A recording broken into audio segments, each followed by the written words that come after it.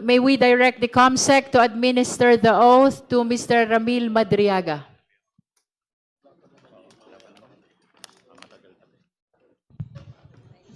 Mr. Madriaga, kindly stand up. Can you please raise your right hand? Do you swear to tell the truth, the whole truth, and nothing but the truth before this committee? Thank you.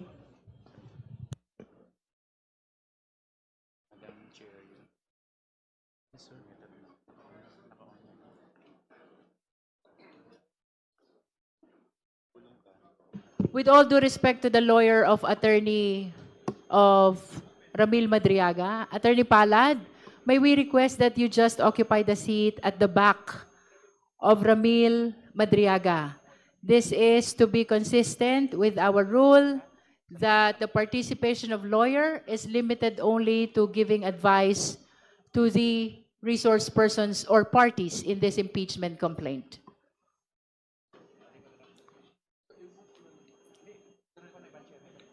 Please provide a chair at the back of Madriaga for Attorney Palad.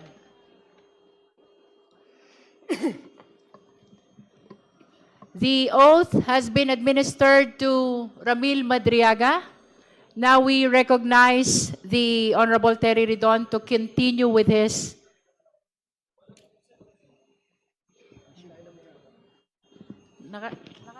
Madam Chair, The Honorable De Lima is recognized.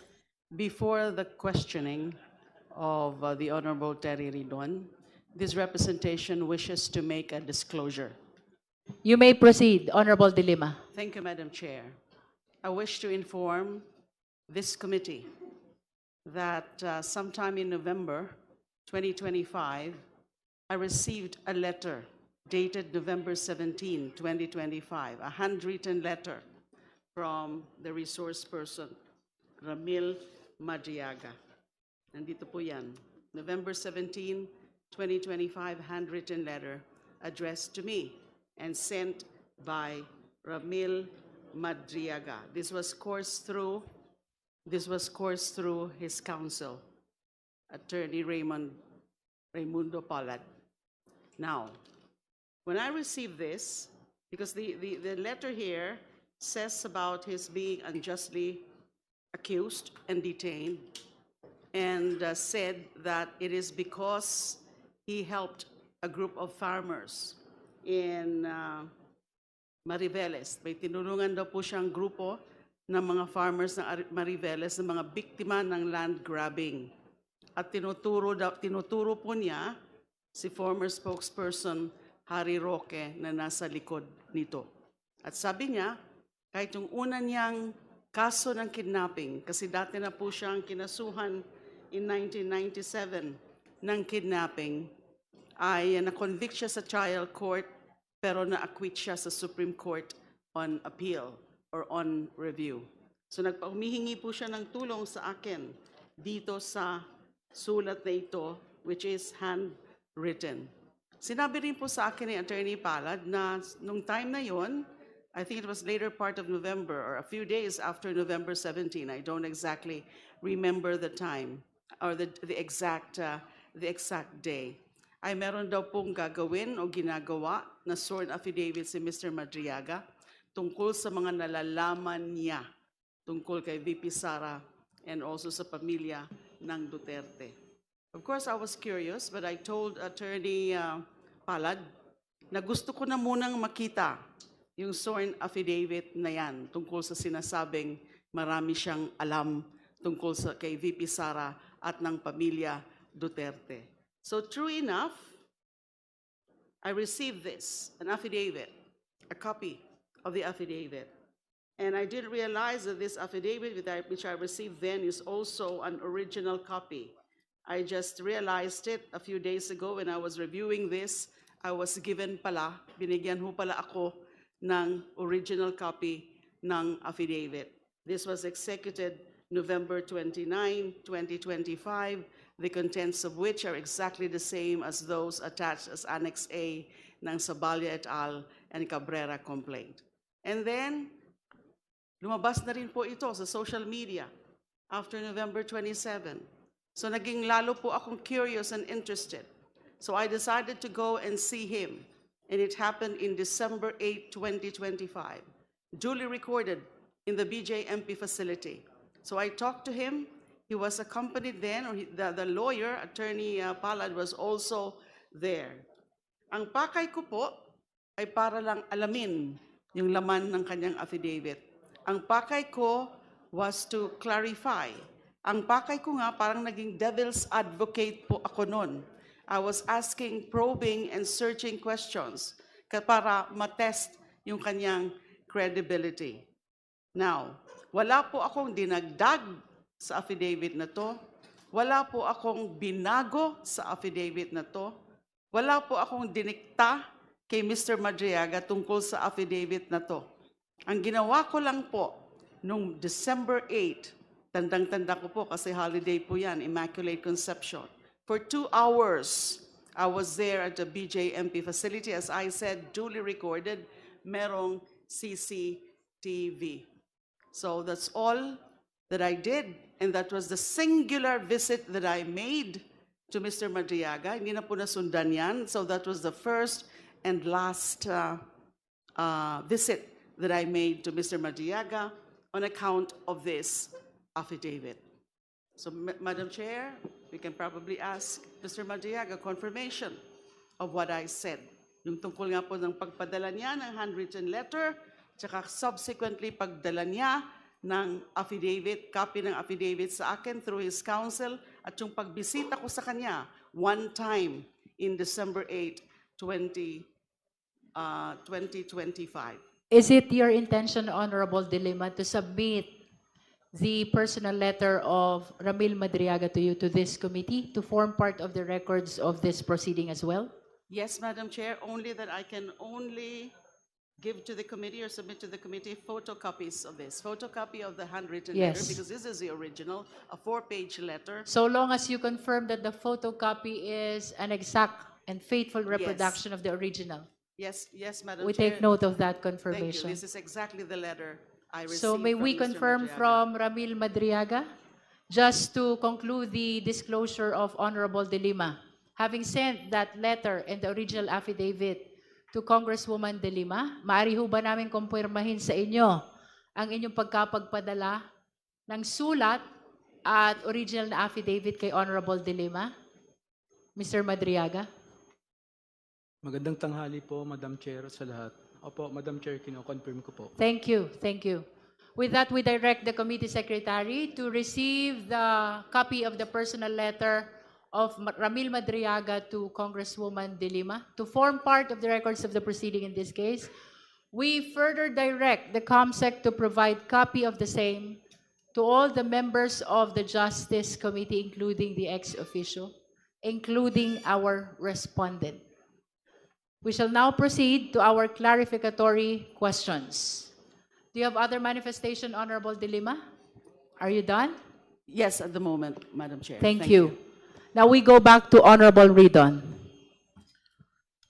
Ginong Madriaga, magandang umaga po.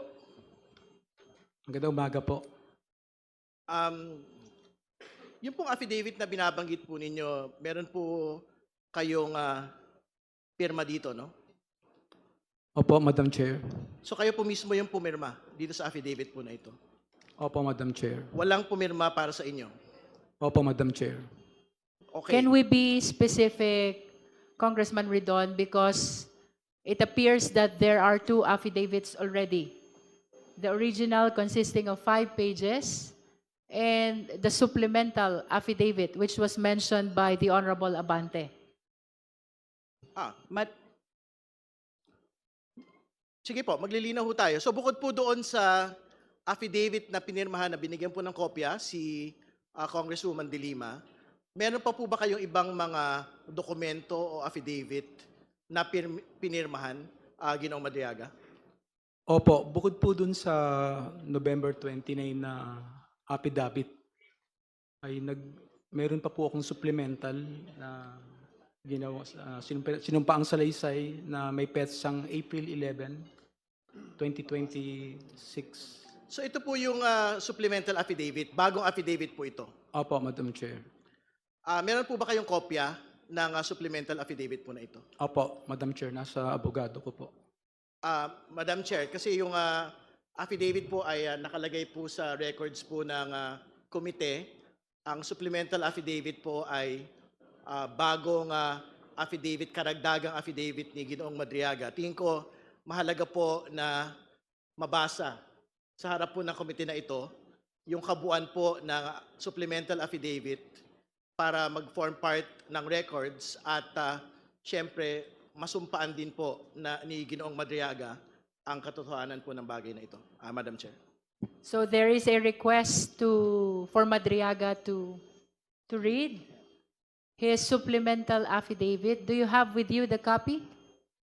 Opo, Madam Chair. Yes, if there are no objections from the members, then we give the floor to Madriaga to read his supplemental affidavit. Madam Chair. For the guidance of the members, we also direct the COMSEC, if it is possible, to flash in the screen the supplemental affidavit of the resource person as he read the same.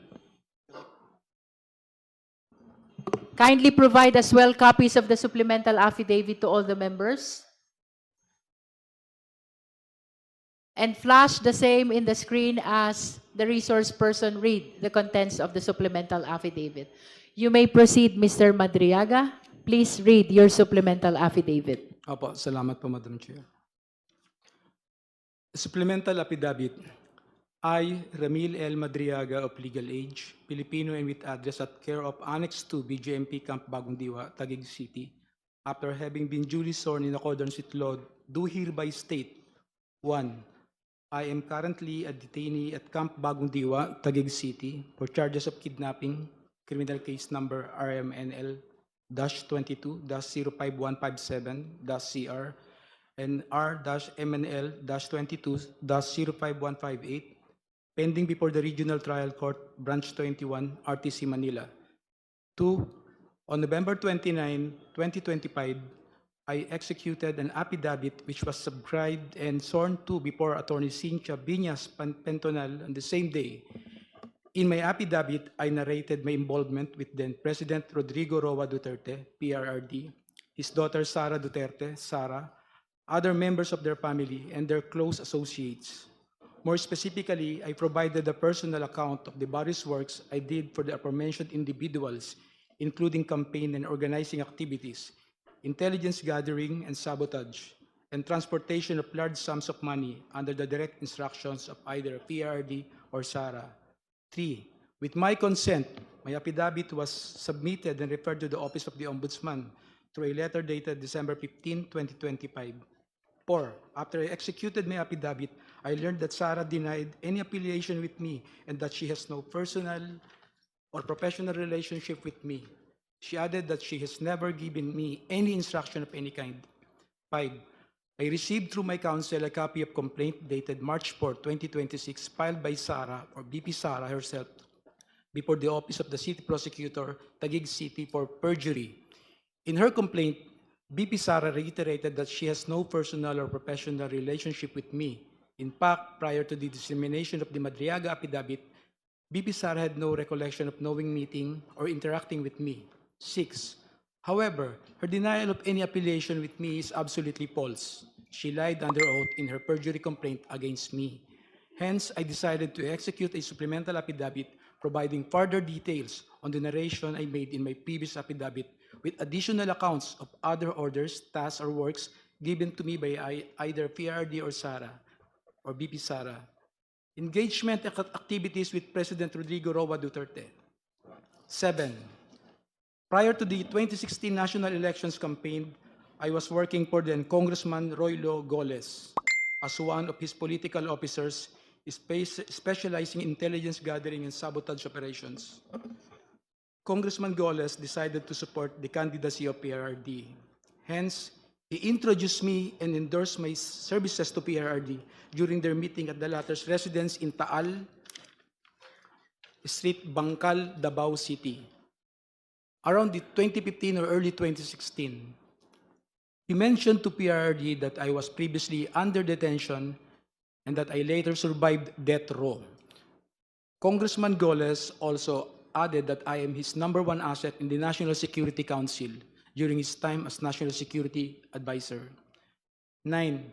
When PRRD was elected president, Cong Goles' brother, Ferdinand Goles, was appointed as a member of the Board of Directors or the Basis Conversion and Development Authority, BCDA. On the other hand, PRRD directed me to serve as a counterintelligence agent for the National Security Council. 10. However, I was never under the employ of the Office of the President or any government agency. Instead, I was directly employed by PRRD. I received my salary from a certain Canlas, a PNP officer, previously from Davao, at the start of every month in the amount of 100,000 pesos to 150,000 pesos in cash. 11. As part of my duties, PRRD specifically instructed me to monitor, operate, and sabotage former Senator Trillanes. However, PRRD was apprehensive in ordering the assassination of Senator Trillanes because of the latter's support and contact in the armed forces of the Philippines. 12.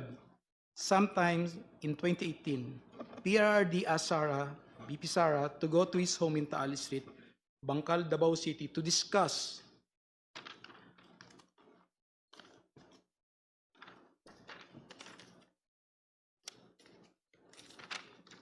upcoming local elections in Davao City, where BP Sara was going to run for re-election as mayor. During this meeting, PRRD introduced me to Sara and told me, Ram, ikaw na bahala kay Inday. Since then, I've frequently met and discussed with BP Sara, then Mayor Sara, regarding various matters. However, she gave me strict instructions that all conversations should be done as much as possible by call and minimize text messages.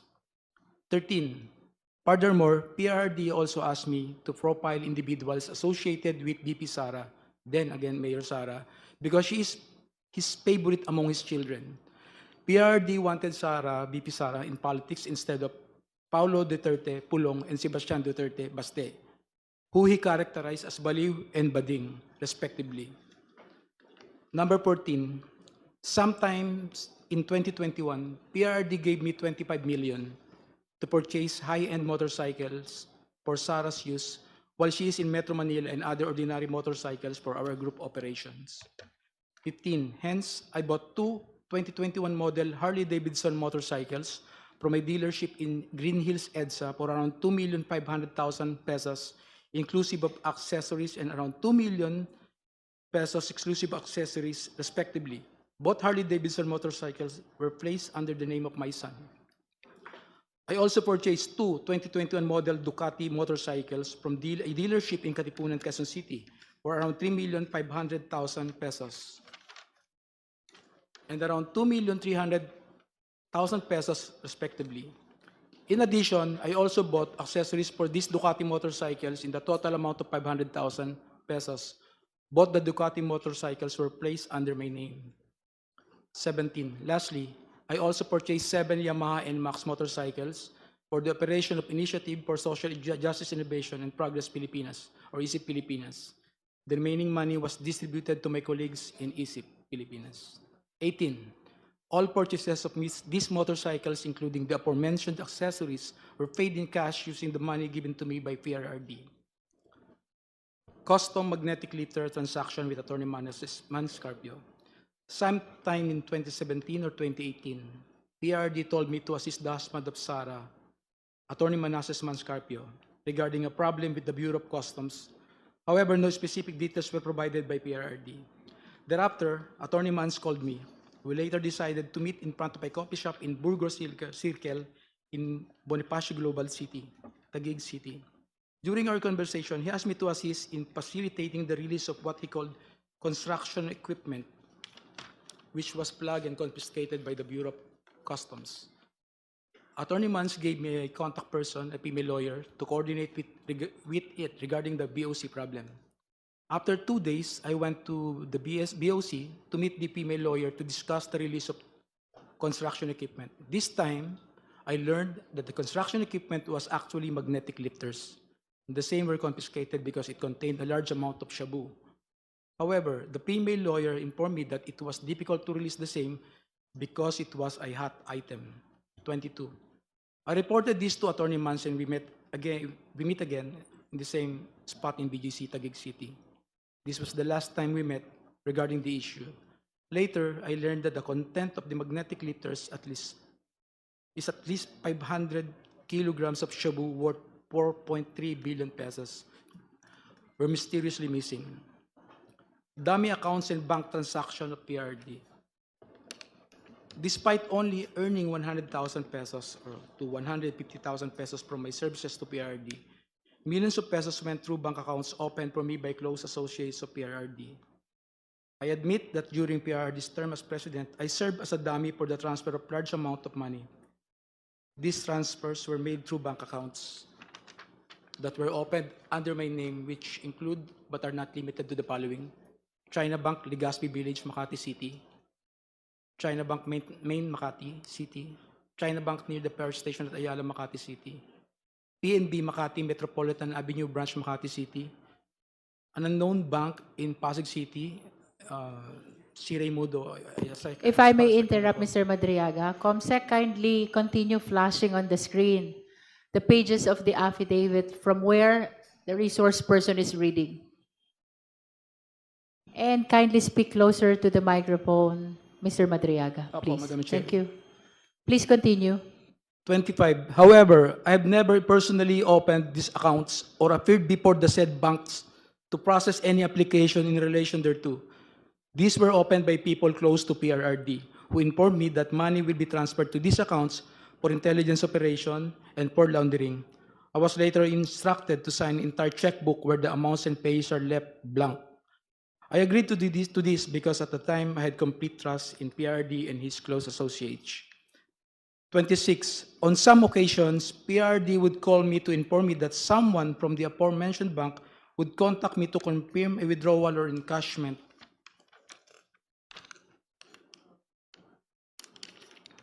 of checks. There were also instances that where PRD would instruct me to personally visit the said banks to pick up the money and bring it to Malacanang or to the designated individuals.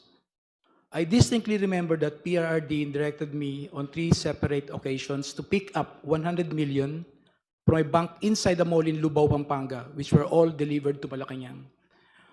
On another incident, I was informed by PRRD that the 2 land bank managers' check which were to be delivered to one of our safe houses in Eastwood, Quezon City, in the amounts of 84,200,000 pesos and 4,800,000 pesos, respectively, were issued under my name. Copies of the 2 land bank managers' checks are hereby attached as annexes A and A-1. 28. To prove the aforementioned allegations, I am willing to execute an affidavit, authorization, or any other document, and to perform all acts necessary for Committee on Justice of the House of Representatives or the courts to access the aforementioned bank accounts and all other bank accounts under my name. Term sharing and destabilization efforts. 29. Sometime in November 2021, PRD mentioned to me that Ferdinand Bongbong Marcos Jr. will run for the president while Sara will serve as his running mate. PRD added that a few months ago, BBM and Senator Amy Marcos visited him to discuss a possible alliance to the 2022 national elections. During this meeting, BBM was able to convince PRRD to have Sara as BBM's vice president. However, they also agreed that by 2025, BBM will voluntarily step down to give way for a Sara presidency. After Sara took her oath as vice president, PRRD had a discussion with me, with retired generals of the Armed Forces of the Philippines, where I was also present regarding all the possible scenarios for unseating BBM by 2025. In case he reneged on his promise, the general objective was to ensure that PBBM will only serve less than 4 years of his term as president, so that Sara, upon assumption to the presidency, will still be eligible for the presidency in 2028. 31. I remember that one of the plans considered was to sabotage BBM's administration by using some of BBM's own men, either recommended by PRRD for appointment or allied with the Dutertes, to reveal supposed corruption issues that will serve as a precursor for an impeachment complaint. 32. In the event that BBM will not voluntarily step down or hand over the presidency to Sara, extraordinary measures of overthrowing BBM will be considered, which include assassination, mass resignation of government officials, civil disobedience, and even an armed assault of Malacanang Palace. It was also considered by PRRD to arrange assassination or armed hits of several government officials in order to cause massive civil unrest. The resulting civil unrest will be used as basis to organize a group of military officers to stage a coup. 33. One of my assignments was to recruit civil groups, schools, clubs, fraternities, criminal groups, and syndicates. Inday Sara is my president, ISIP, at 2022 national elections campaign. 34. In 2020, I was instructed by PRRD and Sara to help form a group to support Sara's candidacy for president in the 2022 national elections. Hence, I helped establish and register a non-profit corporation called Initiative for Social Justice Innovation and Progress, or ISIP Pilipinas, Incorporated. But to us supporters of Sara, ISIP actually stands for Inday Sara is my president. I helped establish ISIP together with some friends of BP Sara and alumni of San Sebastian College of Law, SSC Law, including Assistant Special Prosecutor Ryan Ray Kilala of the Office of the Ombudsman and his wife, Aurea Fortuna Kilala. A screenshot of one of ISIP's video conference meetings where Sara and Attorney Ryan were present is here to attach as Annex B. A photo of Attorney Reynold Monsayac wearing an Inday Sara is my president is here to attach as Annex B-1. 35. I got close with Attorney Ryan, who was previously a professor of Sara and former associate dean of SSC Law. He shared with me that Sara was not particularly good in school, was often struggling with her academics and habitually rude and violent to other students. Hence, Attorney Ryan used his influence in San Sebastian College of Law to ensure that Sara received passing grades despite her poor academic performance. 36. Attorney Ryan and his wife became quite close to me and my family that they agreed to serve as godparents in my son's wedding. A photo of Attorney Ryan and Rhea taken during my son's wedding is here to attach as Annex C. Shortly after we organized ISIP, I was informed by PRRD that funding will be made available for the activities of ISIP through the contribution of his friends and supporters. One of those friends and supporters is Lin Wei Zhong, who was the financial officer of Parmalee Pharmaceuticals. Sometime in June or July 2021, PRRD informed me that someone will call me to directly coordinate the turnover of 175 million to fund ISIP's organizing efforts, promotional and campaign activities. Thereafter, a man called me to proceed to the basement parking of Seda Hotel, Quezon City, to pick up the said amount. Thus, I hurriedly went to the place with my cousin Rosendo Madriaga. As I recall, the money was placed inside several large backpacks and bags, which were handed to me at basement of parking of Seda Hotel, Quezon City. I loaded the same to my white Toyota Land Cruiser. Lin Wei Xiong was present when I received the said amount together with two other individuals. He then asked me where will the money be used. I informed him that this will be used to fund election of Sara, to which he replied, good, good. 40. I directly brought this money to my house for safekeeping. Thereafter, I used this money to fund the campaign activities of ISIP across the country and to establish, organize, and maintain its chapters for the purpose of promoting Sara's presidential bid in 2022 national election. Some of these chapters include Quezon, Binangonan, Bicol, Antipolo, Quezon City, Zambales, Leyte. Photos of ISIP Pilipinas activities are here to attach as annexes D to D-7. 41.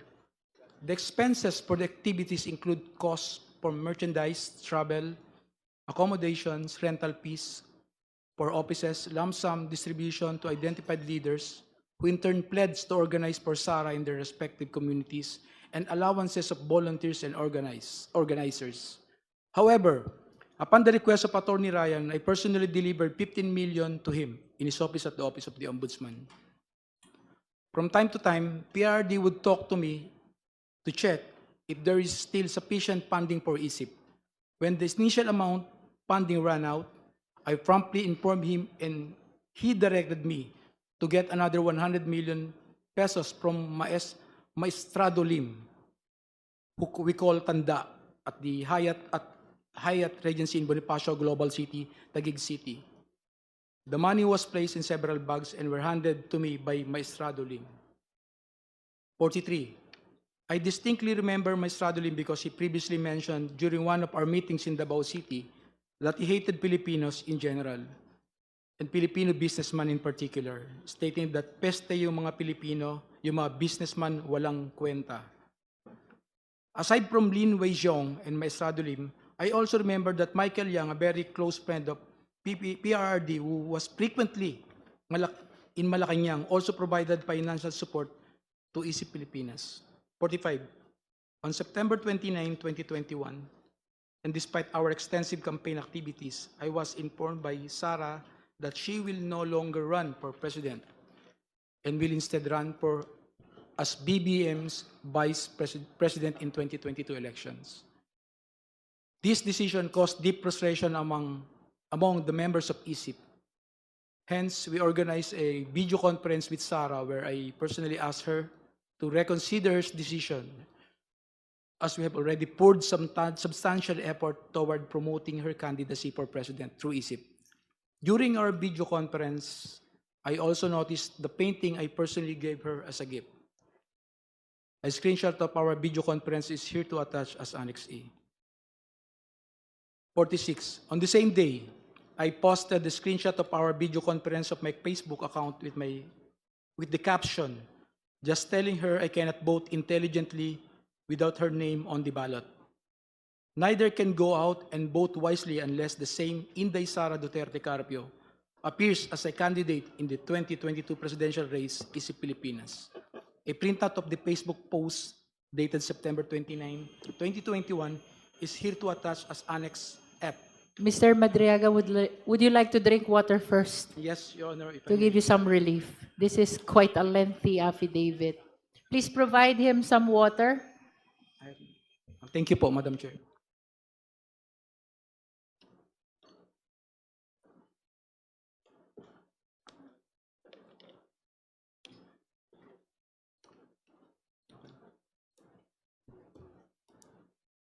Can I proceed na, Madam Chair? Yes, you may. 46. On the same day, I posted the same screenshot of our video conference on my Facebook account with the caption, just telling her I cannot vote intelligently without her name on the ballot. Neither can go out and vote wisely unless the name Inday Sara Duterte Carpio appears as a candidate in the presidential race, Pilipinas. A printout of the Facebook post dated September 29, 2021 is here to attach. May I know what's happening to you, Mr. Madriaga? You seem to be crying. Are you crying? I just remember one moment. Are you crying? I just, You are nearly crying. May I just put it on record that while reading these portions of the affidavit, the resource person, Ramil Madriaga, is breaking into tears. Can we go back to where you felt frustrated and you're nearly crying? Which part of your affidavit is that? Can we go back to that? number 46 po, Madam Chair. Number 46. Let's go back to number 46. Okay, you may read from 46, Mr. Madriaga. On the same day, I posted the screenshot of our video conference on my Facebook account with the caption just telling her I cannot vote intelligently without her name on the ballot. Neither can go out and vote wisely unless the name Inday Sara Duterte Carpio appears as a candidate in the 2022 presidential race.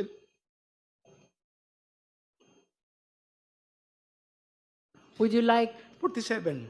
Would you like to say something about why you are crying on this part of the affidavit? Hindi naman, malungkot lang po, Malungkot. Okay, please proceed.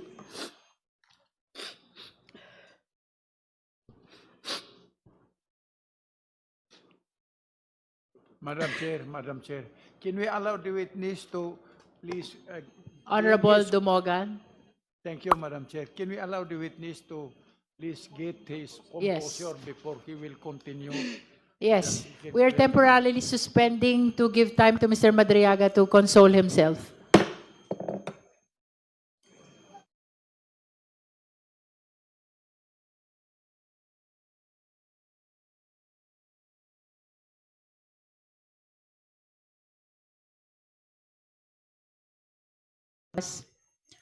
Other concerns about the affidavit?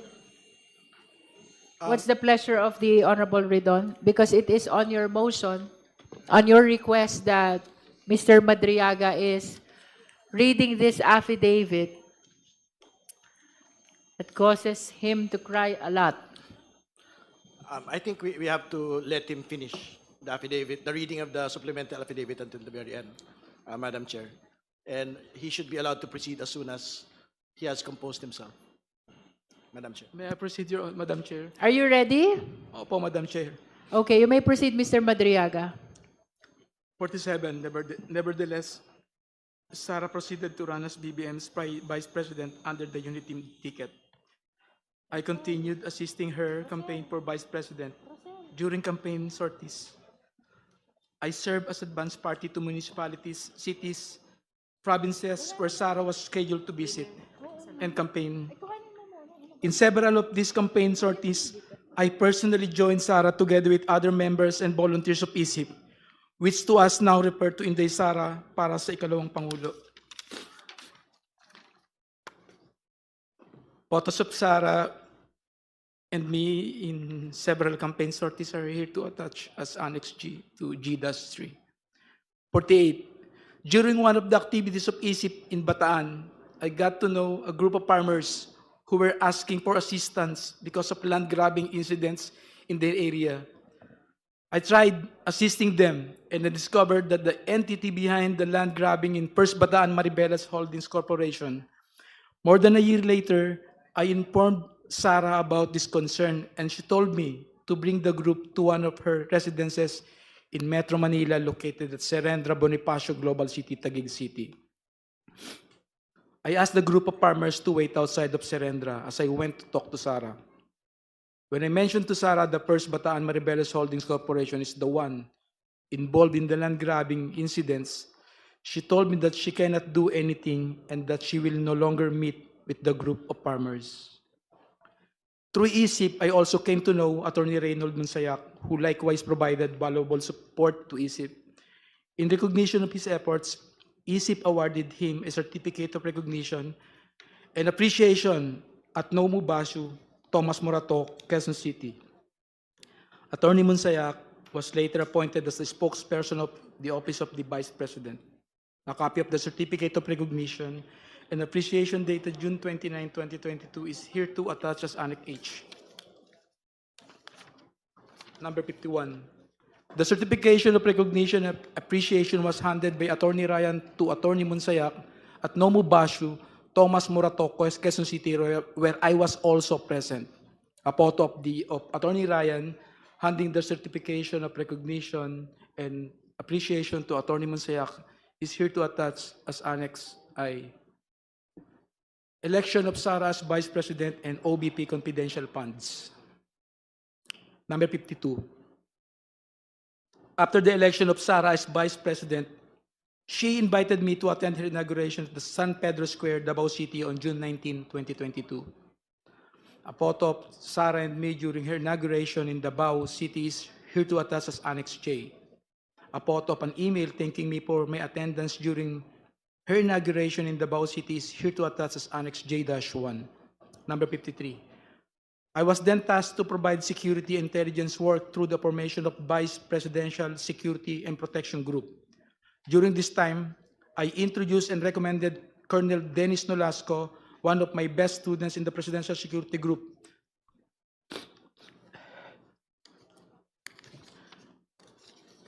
To assist this matter. Number 54. Colonel Nolasco then tapped the services of Colonel Raymond Dante Lachica to head the BPSPG. Afterwards, I worked with both Colonels Nolasco and Lachica from July 2022 to April 2023 for tactical transport services, security of SARA and other VIPs, handing and conveying and highly confidential information, and the transportation of large amount of money to several persons as instructed by SARA. Money deliveries under the instruction of SARA. In the morning of December 20, 2022, SARA called me and she said, Sir Ram, please coordinate with Colonel Nolasco. Meron tayong deliver sa San Pablo, Laguna, sa night strip, at sa Ombudsman. SARA added, bawi tayo sa kanila later.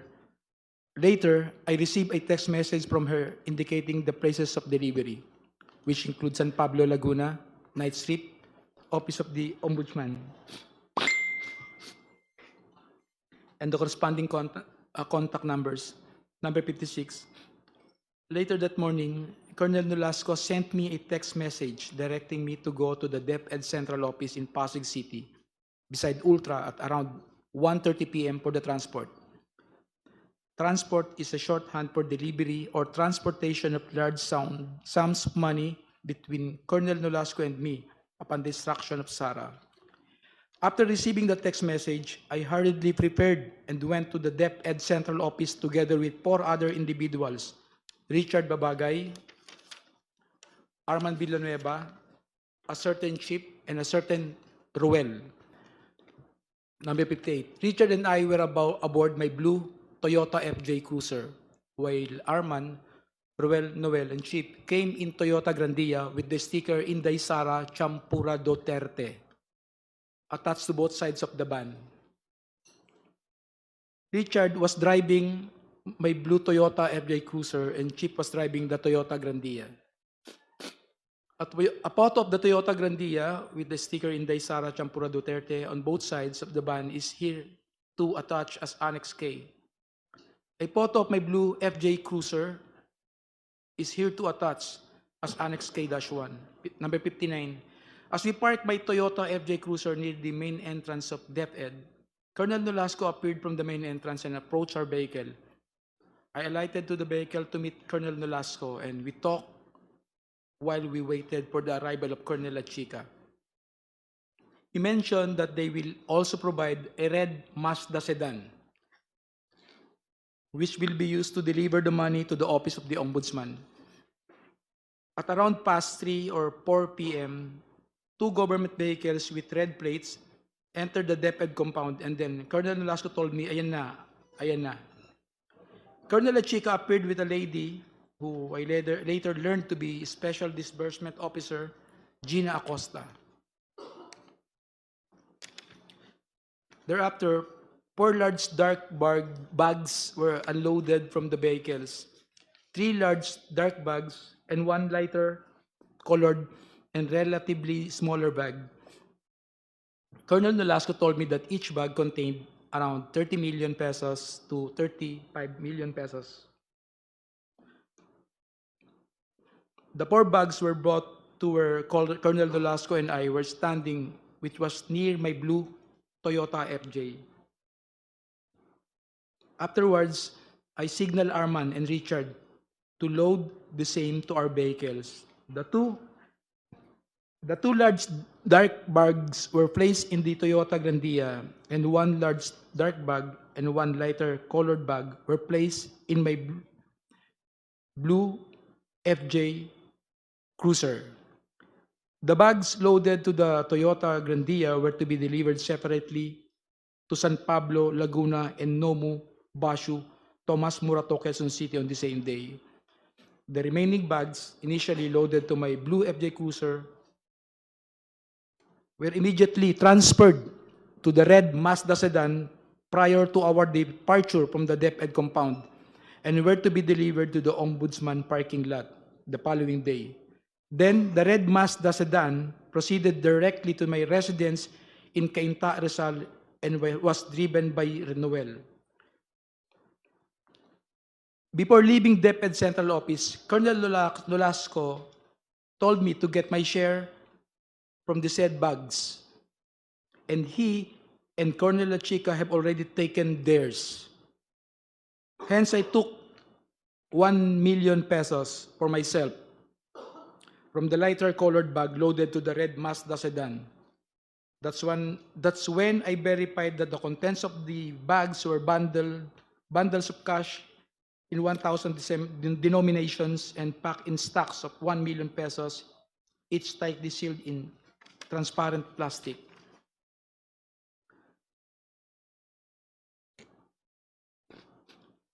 We, Blue Toyota FJ Cruiser and Toyota Grandia, left DepEd Central Office past 5 p.m., heading to San Pablo, Laguna. As we approached Laguna, I called the contact number provided by Sarah, informing the designated recipient that we are on our way. However, I was directed to proceed to Cabuyao, Laguna instead. We arrived in Cabuyao, Laguna past 8 p.m. and were then instructed to proceed to an area inside the industrial park to meet individuals who were designated to receive the first bag for a politician in Laguna. As we approached the designated place, I can clearly see from our vantage point an SNR membership shopping establishment. Upon arrival, I immediately saw 3 persons standing in wait beside the dark sports utility vehicle. One of them proceeded to the Toyota Grandia and took one of the bags. We immediately left after the delivery of the first bag. 65. Thereafter, we proceeded to Nomu Bashu, Tomas Morato, Quezon City, a comedy bar we call the Night Strip, frequented by SSC Law alumni including Attorney Ryan and Attorney Monsayak. 66. I am quite familiar with Nomu Bashu because I had previously visited it several times in relation to my work with Sara and ISIP Pilipinas. In fact, this is the same place where ISIP gave Attorney Monsayak a certification of recognition and appreciation. We arrived at Nomu Bashu around 12 midnight. I went inside the establishment with Arman, who was carrying the second bag. I immediately saw Attorney Monsayak, who was at the same time, in the middle of the place together with a woman and several men. When he saw me, he stood up and signaled for us to go upstairs. We then proceeded to the stairs leading to the second floor. Arman walked ahead of me while I followed him. Before I got to the second floor, I saw a man who came out of the room and received the bag from Arman. After that, we proceeded to exit the premises, and as I was passing near the table of Attorney Monsayak, I looked at him and he nodded.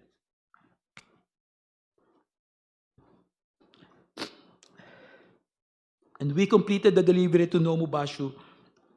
We stopped to eat around the area while eating. I told Arman and Richard to meet me at my house in Cainta, Rizal, later that day at 8 a.m. Number 70. At around 8 a.m. the same day, the team met in my residence at Cainta, Rizal before we traveled to the last location, OMB parking area. This time, however, we only used my blue Toyota FJ Cruiser and the red Mazda sedan, where the remaining 2 bags were previously placed. We left my residence at around 8:30 a.m. Richard was driving my blue Toyota FJ Cruiser, while Arman and another person, Noel, and he brought along were aboard the red Mazda sedan.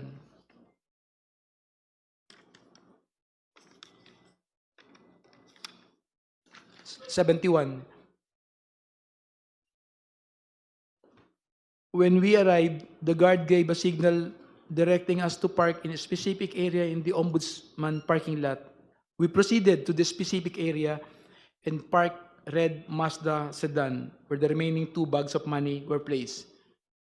We left the keys on top of the left front of the wheel, which is our usual practice when delivering large amounts of money. 72. previously and upon direct instruction sa PRD, Sara. I've also delivered money to Ombudsman Samuel Martires or Tony Ryan, which I usually place inside an open trunk of a designated car. Number 73. After completing the last delivery, we left the Ombudsman compound aboard my blue Toyota FJ Cruiser. A few years later, I read from several media reports that 125 million OBP confidential funds in 2022 were reportedly utilized in just 11 days. This is wrong because I personally disposed the money in less than 24 hours. Sara attempt to visit me at Annex 2 BJMP Camp Bagong Diwa.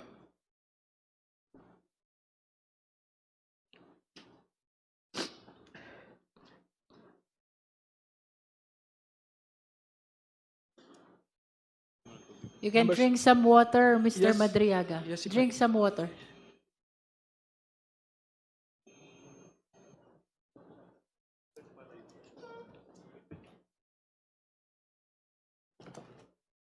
Thank you po, sir.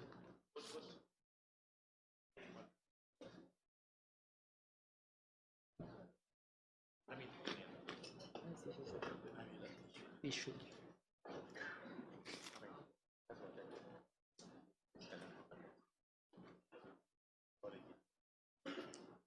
May I proceed, Madam Chair po? Feel free to start whenever you want.